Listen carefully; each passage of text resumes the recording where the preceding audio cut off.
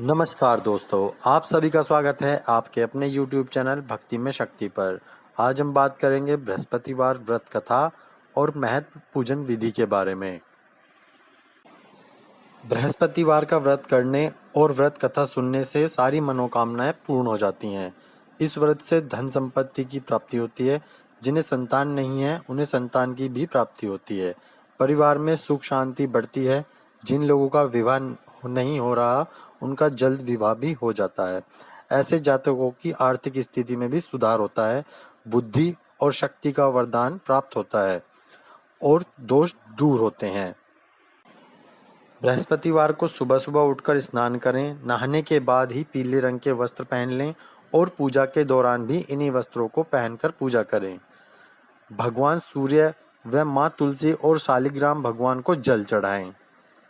मंदिर में भगवान विष्णु की विधिवत पूजा करें और पूजन के लिए पीली वस्तुओं का प्रयोग करें। पीले फूल, चने की दाल, पीली मिठाई, पीले चावल और हल्दी का प्रयोग करें। इसके बाद केले के पेड़ के तने पर चने की दाल के साथ पूजन की जाती है। केले के पेड़ में हल्दी युक्त जल चढ़ाएं। केले के पेड़ की जड़ों में चने की दाल के साथ ही मुनक्खे भी चढ़ाएं। इसके बाद घी का दीपक जलाकर उस पेड़ की आरती करें। केले के पेड़ के पास ही बैठकर व्रत कथा का भी पाठ करें।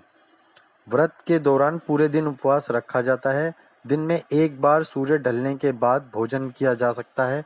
भोजन में पीली वस्तु खाएं तो बेहतर, लेकिन गलती से भी नमक का इस्तेमाल ना करें। प्रसाद के रूप में केले को अत्यंत शुभ माना जाता है, लेकिन व्रत रखने वाले को इस दिन केले नहीं खाने चाहिए। केले को दान में दे दें। पूजा के बाद बृहस्पति देव की कथा सुनना आवश्यक है। कहते हैं बिना कथा सुने वह व्रत संपूर्ण नहीं माना जाता और उसका पूर्ण फल नहीं मिलता। व्रत कथा इस प्रकार है। प्राचीन काल में एक प्रतापी राजा था। वह दानवीर था। वह हर बृहस्पतिवार को व्रत रखता था और गरीबों को दान देता था। लेकिन राजा की रानी को यह बात पसंद नहीं थी। वह ना तो व्रत करती थी और ना ही दान करने देती थी। एक दिन राजा शिकार करने जंगल निकला। रानी अपनी दासी के साथ घर पर ही थी। उस समय गुरु बृहस्पति देव साधु का रूप धारण कर राजा के दरबार पर भिक्षा मांगने आए, लेकिन रानी ने साधु को भिक्षा देने की बात टालती रही। साधु ने दोबारा भिक्षा मांगी। रानी ने फिर काम बताकर कि कुछ देर बाद आना। साधु ने कुछ देर बाद फिर भिक्षा मांगी। इस पर रानी नाराज हो गई और कहा कि मैं इस दान पुण्य से तंग आ गई हूँ, अतः आप ऐसा कोई उपाय बताएं जिससे मुझे इस कष्ट से मुक्ति मिल जाए। बृहस्पति देव ने कहा कि अगर तुम ऐसा चाहती हो तो मैं जैसा तुम्हें बताऊं तुम वैसा ही करना।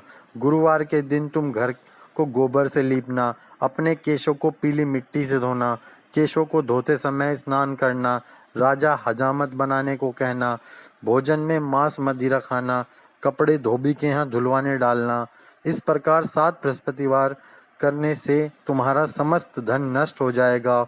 इतना कहकर साधु रूपी बृहस्पति देव अंतर्ध्यान हो गए। साधु ने जैसा बताया रानी वैसा ही करने लगी। 3 गुरुवार बीतते ही रानी राजा की समस्त संपत्ति नष्ट हो गई। यहाँ तक कि भोजन के भी लाले पड़ गए। घर की ऐसी स्थिति देख राजा दूर देश कमाने चला गया और घर में रानी अकेले रह गई। रानी ने एक दिन अपनी बहन के पास अपनी दासी को भेजा और कहा कि वहां से कुछ मांग लाए जिससे घर का काम चल सके। उस दिन गुरुवार था और रानी की बहन बृहस्पतिवार व्रत कथा सुन रही थी। रानी की दासी वहां पहुंचकर और रानी की सारी व्यवस्था सुनाई, लेकिन रानी की बहन ने कोई जवाब नहीं दिया। ऐसा देखकर रानी की दासी वहां बिना रुके ही वापस आ गई। दासी ने रानी को सारी बात बताई और कहा कि आपकी बहन ने किसी प्रकार की मदद नहीं की। उधर रानी की बहन कथा सुनकर और पूजन समाप्त करने अपनी बहन के घर आई और कहने लगी, बहन, मैं बृहस्पतिवार व्रत कथा कर रही थी। तुम्हारी दासी मेरे घर आई थी, परंतु जब तक कथा होती है तब तक ना तो उठते हैं और ना ही बोलते हैं। इसलिए मैं नहीं बोलती। और कहो दासी क्यों गई थी?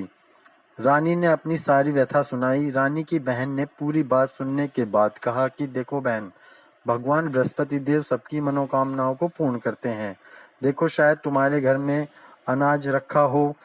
पहले तो रानी को विश्वास नहीं हुआ, पर बहन के आग्रह करने पर उसने अपनी दासी को अंदर भेजा तो उसने सचमुच अनाज से भरा एक घड़ा मिल गया। यह देखकर दासी को बड़ी हैरानी हुई। दासी रानी से कहने लगी, हे रानी, जब हमको भोजन नहीं मिलता तो हम व्रत ही तो करते हैं, इसलिए क्यों ना इस व्रत और कथा की विधि पूछ ली जाए ताकि हम भी व्रत कर सकें। तब रानी ने अपनी बहन से बृहस्पतिवार के बारे में पूछा। उनकी बहन ने बताया, बृहस्पतिवार के व्रत में चने की दाल और मुनक्के से विष्णु भगवान के केले की जड़ में पूजन करें तथा दीपक जलाएं, व्रत कथा सुने और पीले भोजन ही करें। इससे बृहस्पति देव प्रसन्न होते हैं। व्रत और पूजन विधि बताकर रानी की बहन अपने घर लौट गई। 7 दिन के बाद जब गुरुवार आया तो रानी और दासी ने व्रत रखा। गुड़साल में जाकर चना और गुड़ लेकर आई। फिर उसने केले की जड़ तथा विष्णु भगवान की पूजन किया। अब पीले भोजन कहाँ से आए, इस बात को लेकर दोनों बहुत दुखी थे। उन्होंने व्रत रखा था, इसलिए बृहस्पति देव उनसे प्रसन्न थे। इसलिए वे एक साधारण व्यक्ति का रूप धारण कर 2 थाल में सुंदर पीला भोजन दासी को दे गए। भोजन पाकर दासी प्रसन्न हुई और फिर रानी के साथ मिलकर भोजन ग्रहण किया। उसके बाद वे सभी गुरुवार का व्रत और पूजन करने लगे। बृहस्पति भगवान की कृपा से उनके पास संपत्ति आ गई, परंतु रानी फिर से पहले की तरह आलस्य करने लगी। तब दासी बोली, देखो रानी, तुम पहले भी इस प्रकार आलस करती थी, तुम्हें धन रखने में कष्ट होता था। इस प्रकार सभी धन नष्ट हो गया और अब जब भगवान बृहस्पतिवार की कृपा से धन मिलता है तो तुम फिर से आलस्य हो गई हो। रानी को समझाते हुए दासी कहती है कि बड़ी मुसीबतों के बाद हमने यह धन पाया है, इसलिए हमें दान पुण्य करना चाहिए, भूखे मनुष्य को भोजन कराना चाहिए और धन को शुभ कार्यों में खर्च करना चाहिए, जिससे तुम्हारे कुल का यश बढ़ेगा, स्वर्ग की प्राप्ति होगी और पितृ प्रसन्न होंगे। दासी की बात मानकर रानी ने अपना धन शुभ कार्यों में खर्च करने लगी, जिससे पूरे नगर में उसका यश फैल गया। धर्म से जुड़ी अन्य यदि हमारी इस वीडियो की जानकारी आपको अच्छी लगी हो तो हमारे चैनल को लाइक व सब्सक्राइब अवश्य करें। जय हो बृहस्पति देवता की।